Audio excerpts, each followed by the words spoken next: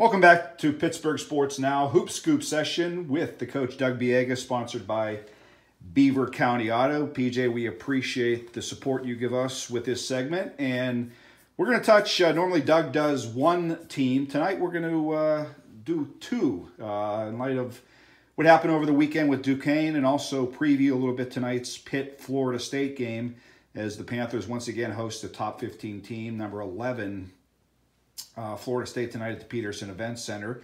But let's get to Duquesne first. Before we get into some individual play, you were at the Palumbo Center on Saturday.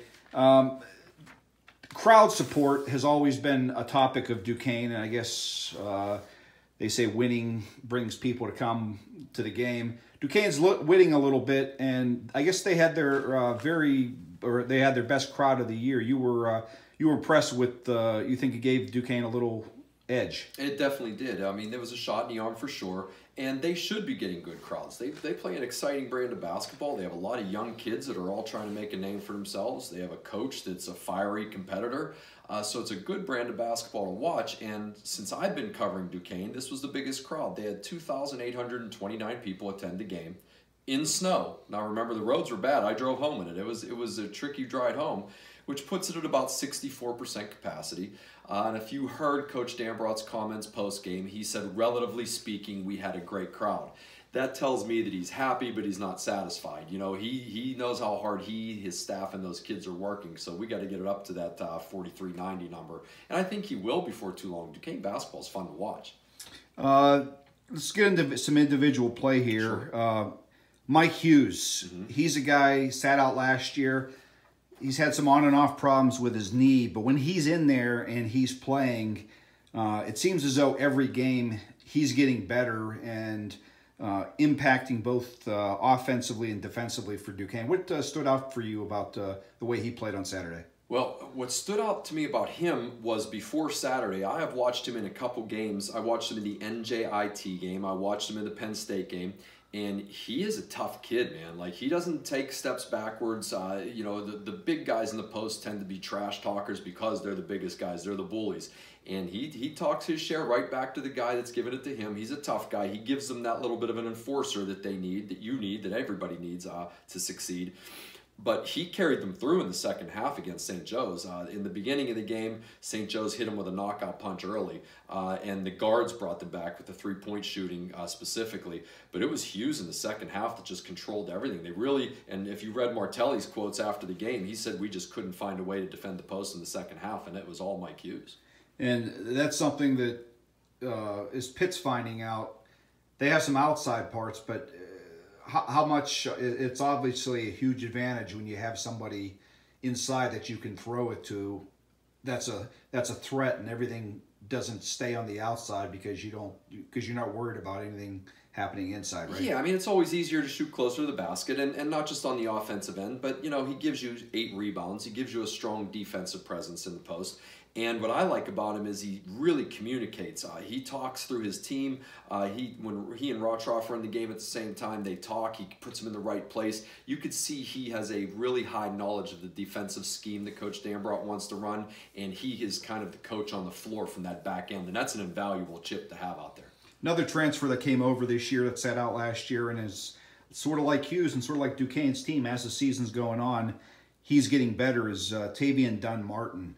You know, some people wondered, I think, when Mike Lewis wasn't playing as much and then ultimately decided to transfer, how much that would hurt Duquesne and who would step up. I guess we're finding out the answer. Well, the way it would hurt Duquesne is if Dunn-Martin did not put up numbers, because Mike Lewis was a good offensive player.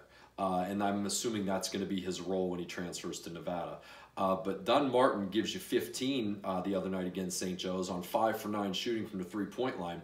And what he and Sincere Carey give you when they are on the floor at the same time, you have two, you know, you don't want to overuse the word elite, but you have 2 elite on-the-ball defenders. I would hate to bring the ball up against either one of those guys, and now you have 2 of them. that is very disruptive for the offense to have to counter produce through. And Carey gives you the same thing as Martin. Martin may be a little bit quicker, whereas Carey's stronger. But Dunn-Martin gives you an elite on-ball defender, and I kind of think he fits Coach Dambrot's personality a little bit better than Mike did, and it was just a matter of time before this transition took place. The nice thing about him is when you have the defense and then you're chipping in the offense, that makes you really good, because he's played defense all season, and the shooting and everything has been a little bit spotty, maybe because of playing time. But now that he's, quote, the man, sure, he's hitting shots, that makes him really valuable. I mean, career high. He had 15 the other night. He had 14 at Notre Dame earlier, and that's a big venue to go and score 14 against. But when you play defense the way he and Sincere do, you really don't want to take them off the floor. And the only thing that would make you take them off the floor is if you need someone to come in and make shots. And when you're making shots and you're defending the way those two defend, there's really no reason for you to come out of the game. And he had 26 minutes. It's nice to see, and you see Coach Dambrot's bench. Beginning of the year, he was playing 11, 12 guys. He played 8 the other day. A lot of that was because they were coming from behind, and when you're trying to make a comeback, your bench shortens. And the other reason was they were playing really well. Dunn-Martin played really well. Carey played really well. They had 6 guys in double figures. That's hard to defend.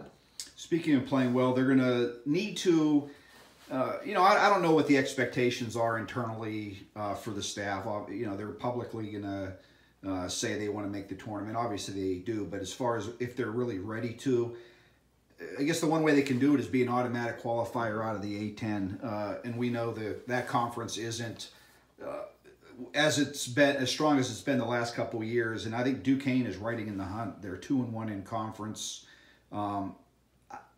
Big stretch coming up for them, because in the past they've maybe lost to some teams they should have beat, and they play Richmond and GW next on the road, which is always tough. But these are 2 important games coming up here for Duquesne. Well, like you said, Duquesne's 2-1 in the conference, and the 1 is a loss at Davidson. Now, Davidson's supposed to be the cream of the crop, and it was a 4 or 5 point game, I believe. So Duquesne is right there. I mean, they're there to get a top seed in the Atlantic 10 conference, and obviously, when you are seeded well in your own conference tournament, that bodes well for you to maybe get hot and make a run. And they have the capabilities in what is maybe not the best year for the Atlantic 10.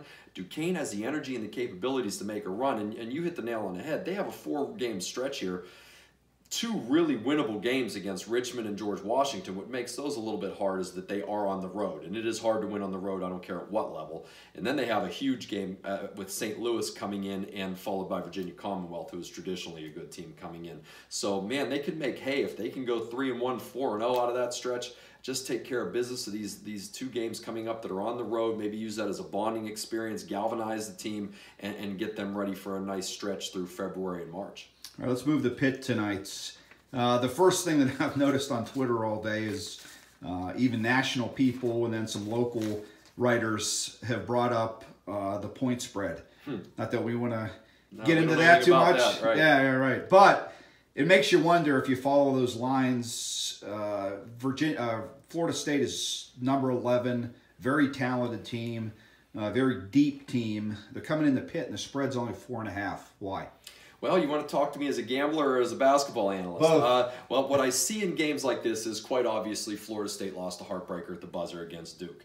Now, you're Florida State, and you give everything you had against a team that was talked about as possibly going undefeated throughout the season before they lost to Gonzaga. You give everything you have, and you lost literally on the last shot of the game. Then you have to come to Pittsburgh, where it's snowing and cold, and you're from Tallahassee. It's just not the best atmosphere for a Florida State athlete to come up here, even though I know obviously the games are indoors. The whole aura of, January in Pittsburgh is why they're at Florida State. That's why they're not at Pittsburgh. They like the warm weather just around them. And, here's a little nugget for you. Florida State all time is 1-5 at the Peterson Event Center. So, I'm sure Vegas knows these same numbers that I have highlighted on my paper as well. And Pitt plays pretty good defense. They're 12th in the country in the raw defensive efficiency. So that's why the number is as low as it is. Pitt has a puncher's chance. They beat Louisville, and you saw what Louisville did to North Carolina this week. How much of it is the biggest thing for Pitt going to be in the second half? They got killed on the boards, especially NC State offensive rebounds. And Florida State's a bigger team than Florida State. Is that, or NC State, is that going to be the biggest key to the game tonight for Pitt? The same as it was against North Carolina. Alan and I talked before that game, and I said just so they don't get mauled on the glass, they have a chance in this game. And they did get mauled, and they didn't shoot well. The size affects everything. Look, Pitt is finding their way right now. They're playing an exciting brand of basketball. You know, back to Duquesne, Pitt is the only team that lumped up Duquesne, and they beat them pretty good. Duquesne's been in every game against Notre Dame, Penn State, Pitt. Pitt was the only blowout. So Pitt's better than people think. And they are not deep. You and I talked off air. I would put them at maybe a 2 to 4 guy, legitimate team right now. But what they are doing is they're playing an exciting, hard-nosed brand of basketball. Coach Capel is coaching the hell out of those guys. I talked to Brian Regan before the North Carolina game. He said this guy works hard. The team works hard. So what they are doing right now is the more of these games that are competitive and exciting and fun, that's going to lead to the recruits. And just wait until Coach Capel starts getting his guys in, because they're doing this without his guys. Wait till he gets his guys in. And that was the last thing is, it's kind of weird. Usually when you lose, you don't get a lot of positive thoughts out there. But following the game against NC State, ton of positive tweets nationally and locally about the way Pitt played. John Rothstein said, you better beat up on Pitt now in the next 2 years, because once he gets his kids in here, look out. I totally agree, and he's going to get his kids in there. He has 3 things going for him. Number 1, he plays a fun style of basketball. They're putting up a lot of points, and they're defending in a fun style. They're all over the court. They're pressuring the basketball. That's a fun style of play. Number 2, he is used to recruiting elite talent. 5-star guys. He did it at Duke. He did it at Oklahoma. He knows what he's doing as far as getting in the living room with those guys. And number 3 is the minutes are there. He can go to a high school senior right now and say, you're going to go sit behind 3 other McDonald's All-Americans, you're going to come to Pitt and play tomorrow. So he has 3 really nice bullets in his chamber that he could use when he's recruiting these blue chippers. All right, Doug, we will see you at the basketball court, and once again, near future here on Hoop Scoop on Pittsburgh Sports Now. Anytime. Thank you.